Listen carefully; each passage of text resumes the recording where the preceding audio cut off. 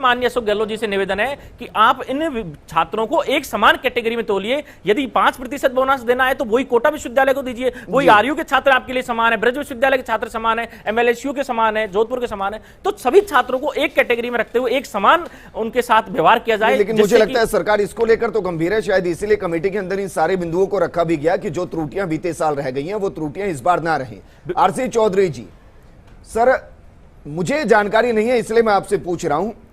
मैं इस सवाल को आर.के. कोठारी जी से भी करूंगा अगर आप कंफर्म नहीं करेंगे। सवाल यह है कि जो 15 दिन में कमेटी अपनी रिपोर्ट देगी, 15 दिन वर्किंग आवर्स है सर, या इसमें सैटरडे संडे को भी जोड़ लिया जाए? एक छात्र ने मुझे कहा था सर ये सवाल पूछ लीजिएगा। विजेंद्र जी, नहीं, निश्चित रूप से आप प्रदेश के युवाओं की आवाज़ उठा रहे हैं, प्रदेश के उन छात्रों की 20 लाख छात्रों की आवाज़ उठा रहे हैं। मैं आपके सामने क्लियर कर देना चाहता हूं कि ये 15 दिन तो लास्ट टाइम डिसाइडेड है।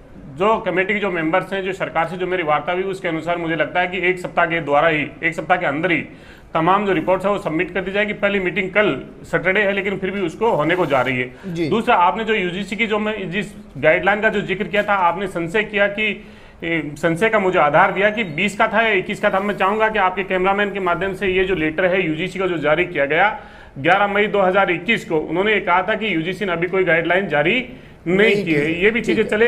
तो जो कोठारी साहब ने कहा कि निश्चित रूप से जो प्रोफेशनल एजुकेशन है चाहे एकेडमिक हो, तमाम जो छात्र हैं वो एक अगर यूजीसी की दिशा निर्देश के अंदर कोई काम करता है तो हमें लगता है कि उन्हीं के द्वारा हमें जो छात्र हैं उनके भविष्य के अंदर कभी भी कोई फर्क ना पड़े।